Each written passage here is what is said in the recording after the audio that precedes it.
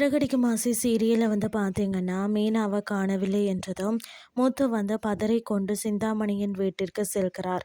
அங்கு மீனாவை எதற்காக கடத்தினீர்கள்? ரேகா விஷயத்தில் அவளாகத்தான் வீட்டை விட்டு வெளியே சென்றால் அதற்காக மீனாவை கடத்துவது நியாயமில்லை என்று சண்டை போடுகிறார். ஆனாலும் சிந்தாமணி நாங்கள் மீனாவை கடத்தல என்று தெரிவிக்கிறார். இதன்போது வாக்குவாதம் நடைபெறுகிறது. அதற்கு பிறகு சிந்தாமணி தன்னுடைய கணவரிடம் நம்மளுடைய பிரச்சனையை பார்ப்போம், மீனாவை யார் கடத்தினால் என்ன அப்படின்னு சொல்லி கூறுகிறார். இதை அடுத்து வீட்டிற்கு வந்த முத்து மீனாவின் வண்டி வாசலில் நிற்கிறத பார்த்து சந்தோஷப்படுகிறார். அதற்கு பிறகு அவரிடம் சென்று எதற்காக சொல்லிவிட்டு செல்லல அப்படின்னு சொல்லி சண்டை போடுகிறார். அதன் பின்பு சாப்பிடும்போது மீனா நடந்தவற்றை சொல்கிறார். அதன்படி லக்ஷ்மி அக்காவுக்கு பிரசவ வலி வந்தது.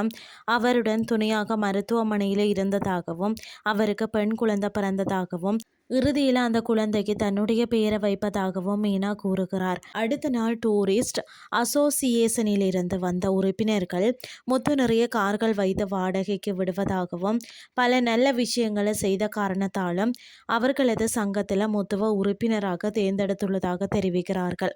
இதனை கேட்டு மகிழ்ச்சி அடைந்த மொத்த குடும்பமும் முத்துவை பற்றி பாராட்டி தள்ளுகிறார்கள். இதன்போது முத்து இதற்கெல்லாம் காரணம் என்னுடைய மனைவிதான் அப்படின்னு சொல்கிறார். பிறகு தன்னுடைய அப்பாவை பற்றியும் பெருமையாக சொல்கிறார்.